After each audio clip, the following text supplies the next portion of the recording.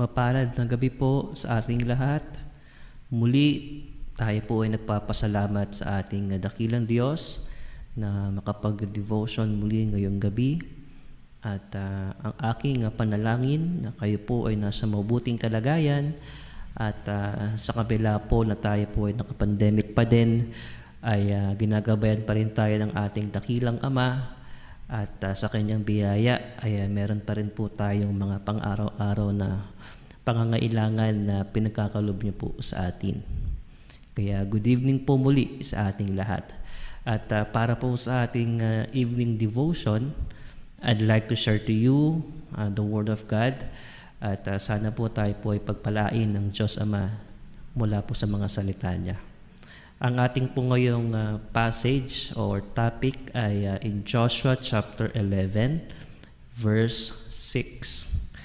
Joshua chapter 11, verse 6. At ang title po ng ating devotion, God's Battle. God's Battle. Let me read to you verse 6. Yet the Lord said to Joshua, "Do not be afraid because of them, for tomorrow at this time I am going to turn all of them over to Israel, as good as dead. You shall hamstring their horses and burn their chariots with fire." Yan po ang salita ng Diyos. Tayo po muna ay sandaling manalangin. Dakilang Diyos Ama, salamat po sa gabi na ito na magkaroon kami ng devotion. Salamat po muli sa kalakasan at patuloy po na gabay po sa buong araw. Pagpalain niyo po kami habang kami ay nag-aaral po ng iyong salita at ma-apply namin ito sa pang-araw-araw po namin na buhay. Kaya salamat Ama, purihin ka po sa pangalan po ni Jesus. Amen. Kung ating pong babalikan yung background po ng Joshua chapter 11 sa verses 1 to 5, ang mga northern kings po ay nag-combine ng kanilang forces, ng kanilang mga chariots and horses para po kalabanin ang Israel. Dahil kung ating pong muling babasahin yung mga previous chapter po ng Joshua, ay talagang tinupad ng Diyos sa mga Israelites na sila po ay tutulungan ng Diyos na madala po sila sa pinangakong lupa ng Diyos. At hindi po ganun kadali ang naranasan ng mga Israelita. Bagamat may mga challenges along the way, talagang nandun po yung protection at laban na pinakita ng Diyos kasama ang mga Israelites na ito. At sa chapter 11, nalaman nila na ang Israelites ay talagang tinatalo po nila itong mga kalaban nila. Kaya itong mga northern kings po ay nagsama-sama, nag-usap-usap po sila para mag-join forces, mag-join power para matalo, masupil ang mga Israelita. At itong verse 11 po, ano ho bang ibig sabihin po ng verse na ito? What does verse 11 talk about? Una po na ating makikita po dito ay God is the one who fights the battle. God is the one who fights the battle. Kagaya nga po ng ating title ng devotion, God's Battle. Kung ating pong babasahin yung verse 11, yung unang part, "For tomorrow at this time I am going to turn all of them over to Israel, as good as dead. You shall hamstring their horses and burn their chariots with fire." So yan po yung sinabi ng Panginoon ng Diyos kay Joshua. So this is God's battle. God is the one who fights the battle. Kung ating pong titignan by principle, Joshua and the Israelites are just God's frontliners. And God initiates power to destroy. So remember, Joshua and the Israelites are just God's frontliners. And God initiates power to destroy. Kung ating pong muling babalikan yung history po ng Israel, ang mga Israelites po ay ordinary people lang naman sila. And I believe that they do not have any special weapon unlike their enemies na talagang magaganda. May mga chariots pa sila, may mga horses pa sila no, na dala-dala. And in fact, ang mga Israelites po ay duwag. Sila po ay lagi nagrereklamo. Ang kanilang tanong lagi kay Moses noon, paano natin matatalo? Ang napakalaki po ng cities no, ng mga kalaban nila at powerful. But natalo po nila itong mga kalaban nila. Well, definitely, paano po nila natalo itong mga kalaban nila? Samantalang hindi naman ganun kalalakas ang kanilang mga weapons, ang power nila. It is because of God's power. Ang Diyos po kasi yung tumutulong po sa kanila.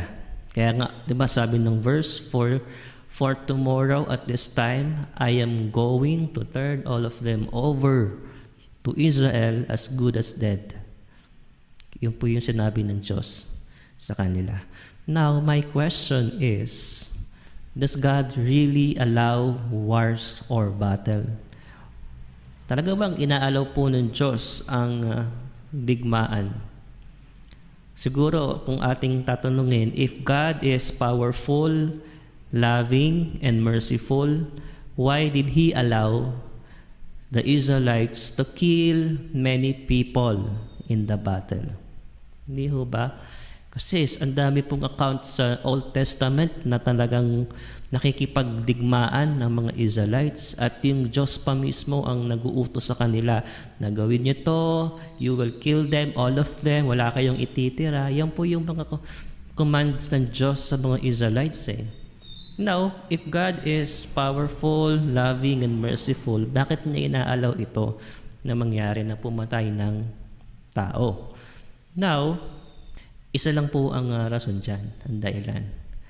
Marahil wars or battles happen because of mankind's selfishness or greediness. Yung pagka-greedy ng tao, makasalanan. Di ba? Totoo nga naman, hindi ako, para sa aking paniniwala, hindi naman gusto ng Diyos na pumatay ng tao. Hindi naman gusto ng Diyos na lupitin lahat po ng tao. Kaya na ginagawa po ng Diyos yun dahil ang tao po kasi ay makasalanan. No? God let it happen because people want it to happen. I repeat, God let it happen because people want it to happen. Kasi ang tao po ay makasalanan eh. No? At sumumoy po sa Diyos. So, kung yan na po ang naging nature ng tao na laging kinakalaban ng Diyos, so ang Diyos, binigay na niya yung kagustuhan ng tao. Kung ating pong babasahin yung Deuteronomy chapter 9 verse 4, nasabi doon ni Moses sa mga Israelites, "After the Lord your God has done this for you, don't say to yourselves, 'The Lord has given us this land because we are righteous.' No, it is because of the wickedness of the other nations that He is doing it." Akala po ng mga Israelita, kaya gusto ng Diyos na sila po ay makapunta sa promised land at kaya po pinapapatay po ng Diyos itong mga taong ito kasi mababait po sila, mga Israelita. Tingin nila mababait sila. Kaya yung Diyos ay merong special favor sa kanila. Pero sabi ni Moses, hindi. Sabi, it is because of the wickedness of the other nations that He is doing it. Diba? Kasi po, makasalanan po ang tao. They disobeyed God. So kaya yung Diyos ay pinapapatay niya itong mga makasalanang tao na ito. No? Sa context po yan ng Old Testament. Hindi ba? Kaya nga sabi po ng isang writer na si Max Lucado, sabi ni Max Lucado, as long as there's sin, there will be war. Diba? Hanggat may kasalanan, merong digmaan. Ulitin ko po sa inyo, hindi po gusto ng Diyos na pumatay ng tao. No? Yan po ang gusto ng tao. Kaya God let it happen. No? Kasi sumuway ang tao sa Diyos. Kaya kung ating pong titignan itong mga talatang ito, simula po sa kay Moses pa sa Deuteronomy hanggang Joshua, talagang yan ang mandate ng Diyos na before nyo marating yung promised land, meron kayong mga nations na haharapin na makikipagdigmaan kayo sa kanila. At ang promise ng Diyos ay lahat sila ay inyong masusupil. Pangalawa po na nakita ko rin dito, una is God is the one who fights the battle. Pangalawa, God is the one who inspires the frightened. Sabi ng verse 11, "Yet the Lord said to Joshua, do not be afraid because of them." In the book of Deuteronomy, si Moses po ay sinabi niya na po ito kay Joshua bago po siya mag-retire. In-encourage na rin po ni Moses itong si Joshua na i-lead mo itong mga Israelites going to the promised land. If you still remember our devotion last time, ako po yung nag-share sa inyo. Diba? You will lead these people to the promised land. At sa verse 14, in-encourage po ni Moses itong si Joshua na do not be afraid, be strong and courageous. Yun po yung sinabi ni Moses kay Joshua. Ngayon, pagpasok po ng book of Joshua, wala na po dyan si Moses, yung Diyos na po yung nag-i-encourage ngayon kay Joshua na maraming beses na every time po na lalaban sila, sinasabi ng Diyos kay Joshua, do not be afraid. Okay? Now, meron po akong ilang mga nakita dito. May principle, mga nakikita ko na kung bakit sinabi ng Diyos kay Joshua na do not be afraid because of them. Number one, God knew that the Israelites are underdog. No? Mahina po yung kanilang puwersa. Nung sila po ay lumabas galing po sa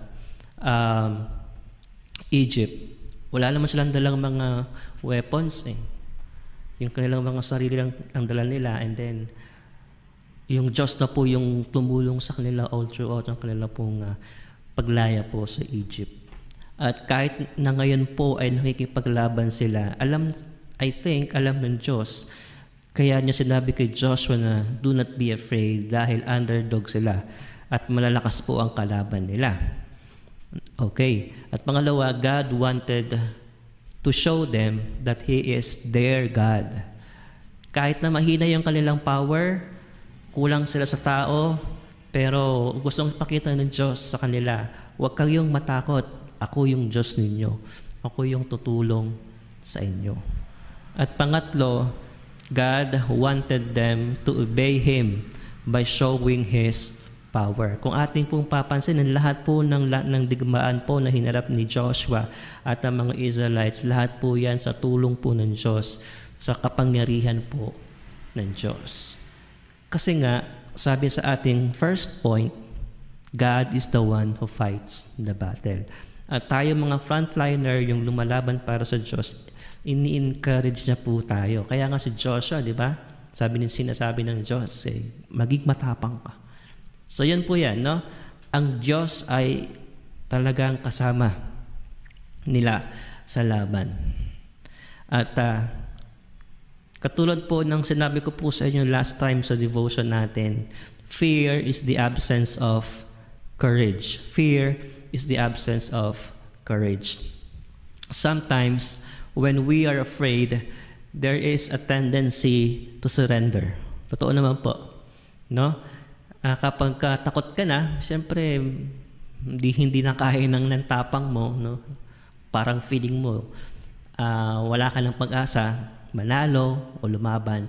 So, may tendency na mag-surrender. In the case of Joshua and the Israelites, meron din pong tendency na mag-surrender po sila because they knew that their enemies are powerful. Okay? Kaya ang sinasabi lagi ng Diyos, do not be afraid of them. At pangatlo po, nakita ko dito ay, we are the ones to orchestrate God's plan. We have a share in doing God's plan. Sabi sa last part po ng verse 11, you shall hamstring their horses and burn their chariots with fire. So, meron po doong part na binigay ang Diyos sa mga Israelites. Yung mga horses nila, yung mga chariots nila ay inyong, di ba, papatayin. So, we have heard this a lot of times. The battle is the Lord's. Di ba, marami ng beses po ninyo naririnig yan. The battle is the Lord's. Yes, it's true. But, bakit kailangan pa lumaban ng Israelites kung kaya naman talaga ng Diyos talunin lahat ng kalaban? No? Kung hindi na kailangan siguro lumaban ng mga Israelites, andyan naman ng Diyos. Now, the simple answer is, He commanded the Israelites to do it. Inutos po ng Diyos eh. So, they have to do their part. Merong share. Siyempre, kung ating pong ititrace pa rin, no, yung history, di ba, ang promise ng Lord, yung promised land, mararating nyo yan. Di ba, ang sarap siguro ng pakiramdam kung isa ka sa mga Israelita, ang sarap siguro sa pakiramdam na yung promised land na yon ay mapupuntahan mo. Pero along the way, merong challenge. Hindi po madali yung task, pero very challenging. Hindi po yun pinagawa ng Diyos sa kanila para mamatay sila doon sa laban.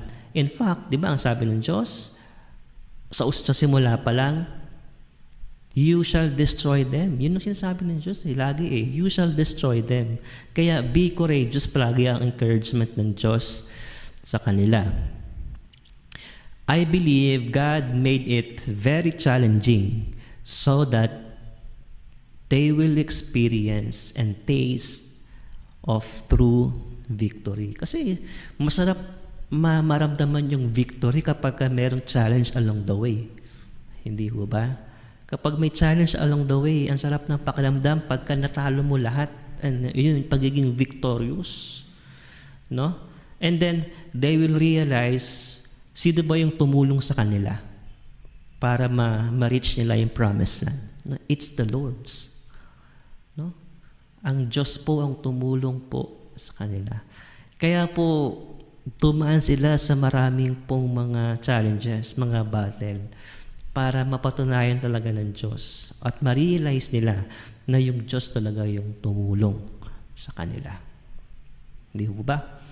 Kaya yan po yung ating lesson. Ngayon, ano po yung ating namang lesson dito? May outstanding lessons. Dalawa lang po yung gusto kong i-share po sa inyo.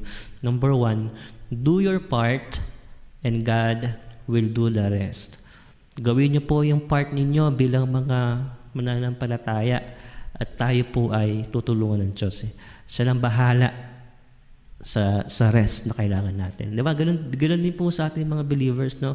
If we apply this in our time today, meron pong tayong responsibilities as Christians, meron pong specific task sa atin na binigay ng Diyos. So we have to do our part. Kung tingin natin na parang hindi natin kaya, no, kaya natin. Just do our part at yung Diyos na ang bahalang tumulong sa atin along the way.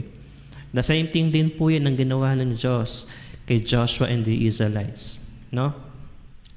At dapat with a whole heart, gawin natin yung ating part na yan para sa Diyos. Kasi malinaw naman sa sinasabi ng Bible na God will never leave us nor forsake us. Yan po ang promise ng Diyos po sa atin At syempre, hindi naman tayo ini-spoon-feed ng Diyos na siya na ang bahala sa lahat ng ating mga pangangailangan. Siya nang bahalang tumulong sa atin. No? Kailangan din natin gawin yung part natin. For example, nag-pray kayo sa Diyos. Lord, ikaw nang bahala. No? Ito po yung needs ko. Ito po yung amin pong hinihiling po sa inyo.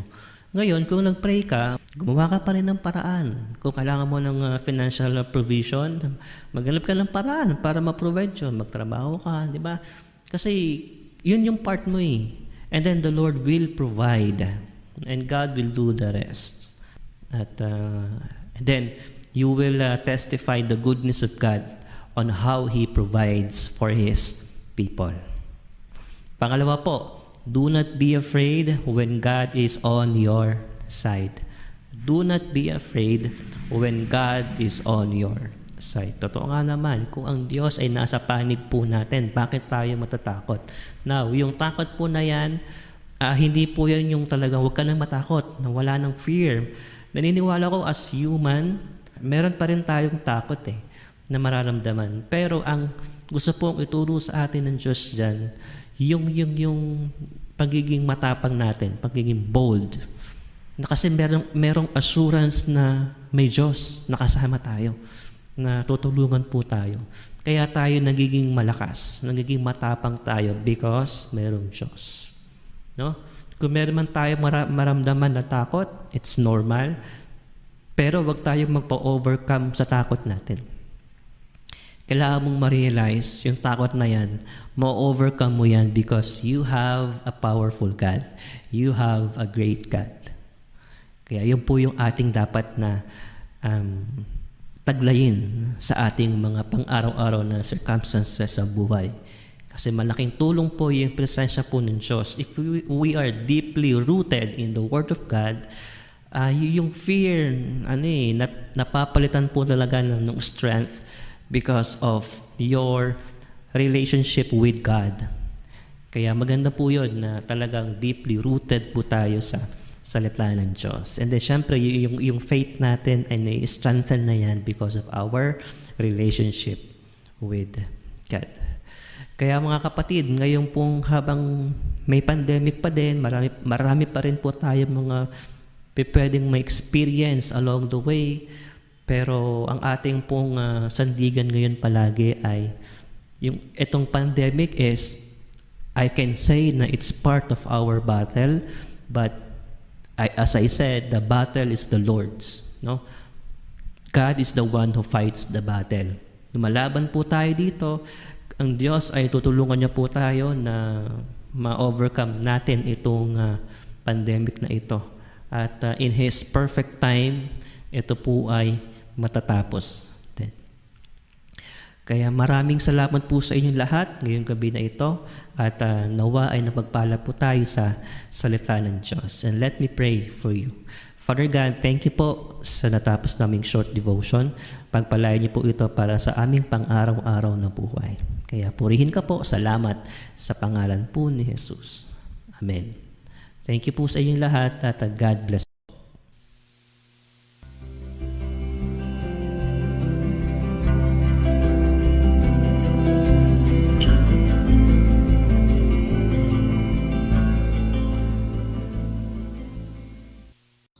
Tayo po ay manalangin mga kapatid. Tayo po ay pumikit at pray, Panginoon, kami nagpapasalamat, Panginoon, sa amin natutunan, Panginoon. Salamat, Panginoon, sa biyaya mo, Panginoon, na kami makapag-aral, Panginoon. Hindi, Lord God, nagpapasalamat po kami dahil patuloy niyo po kami pinoprotektahan sa mga oras na ito at binibigyang pag-asa, Panginoon. Patuloy po namin idinadalangin sa inyo, O Lord, ang aming church, ang HESED, Panginoon. Patuloy po namin dinudulog sa inyo ang bawat miyembro, Panginoon. Miyembro ng Santa Lucia, maging ang Talipapa, ang Bayan, Panginoon, ang Gimba, ang Tacloban, maging ang Batangas, Panginoon. Patuloy po namin idinadalangin ang bawat mga gawain, Panginoon, na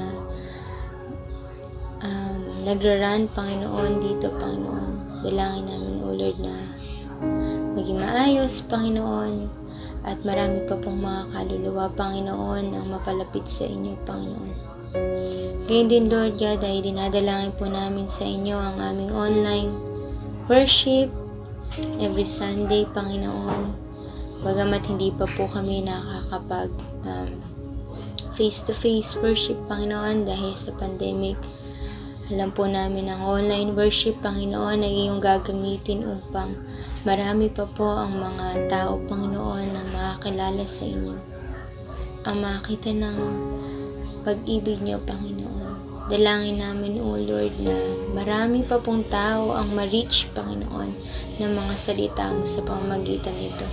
Gayun din, Lord God, ay dinadalangin po namin sa inyo ang buhay ng mga taong ginagamit mo, Panginoon, upang ang online worship namin ay patuloy na maging maayos, Panginoon. Pagpalain mo po sila, Panginoon. Dinadalangin din namin, O Lord, sa inyo, Panginoon, ang aming bahay-sambahan, Panginoon, na ngayon, Panginoon, ay under construction. Patuloy po namin dinadalangin sa inyo ang fund na aming inire-raise para dito, Panginoon. Alam po namin na napakalaki pa, Panginoon, ang aming bubunuin, Panginoon. Pero by your grace, Panginoon, alam po namin na marireach po namin to. Pagpalain mo po yung mga taong patuloy na may desire, Panginoon, upang tumulong, Panginoon, mapunan ng pangangailangan ng aming bahay-sambahan, Panginoon. Kayo po magbalik ng pagpapala sa kanilang mga buhay, Panginoon. Gayun din, Lord God, ang aming mga supporters sa church, sina Tita Georgie, sina Tita at ang iba pa, Panginoon. Dalangin namin, O Lord, na pagpalain mo din po sila. Salamat sa kanilang mga buhay, Panginoon, na kahit pandemic, patuloy pa rin po, Panginoon, ang kanilang pagsuporta sa aming church, Panginoon. Kayo pong magbalik sa kanilang ng pagpapala, Panginoon. Din ang mga Del Monte products, Panginoon, naway bigyan mo po kami ng wisdom, Panginoon, kung paano sa panahon ngayon ito ay madidistribute sa mga karapat-dapat na mga tao, Panginoon. Tulungan mo po kami, Panginoon, upang maidala ito sa kanila, Panginoon. Ganyan din, Lord, ay dinadalangin namin po pa sa inyo ang baptism ni Lourdes. Dalangin namin, O Lord, na maging maayos po ito. Dalangin po namin itong desisyon niya ay maging malaking pagpapala para sa kanya, Panginoon. Alam po namin ito ang simula ng kanyang paglilingkod sa inyo, Panginoon. Alam po namin, Lord God, na ang paglilingkod ay hindi kasing smooth, Panginoon, ng iniisip ng iba. Pero patuloy po kaming humihingi ng guidance sa inyo, Panginoon, para sa kanyang buhay, Panginoon. Pagpalain mo po si Lourdes, Panginoon, sa kanyang desisyon na ito, Panginoon. Salamat din po, Panginoon, sa pagpili po sa kanya, Panginoon. Dalangin po namin maging katuwang po namin siya sa aming bahay-sambahan, Panginoon. And din, Lord, ay patuloy po namin dadalangin sa inyo ang aming gobyerno, Panginoon. Simula sa pinakamalaki sa aming presidente hanggang sa pinakamaliit na sangay ng aming gobyerno, Panginoon. Sa inyo po namin ito pinagkakatiwala, Panginoon. Dalangin po namin, O Lord, na bigyan niyo po sila ng pagkakaisa, Panginoon, sa panahon ngayon, Panginoon, ng pandemya. Dalangin namin, O Lord, na bigyan mo po sila ng puso, Panginoon, ng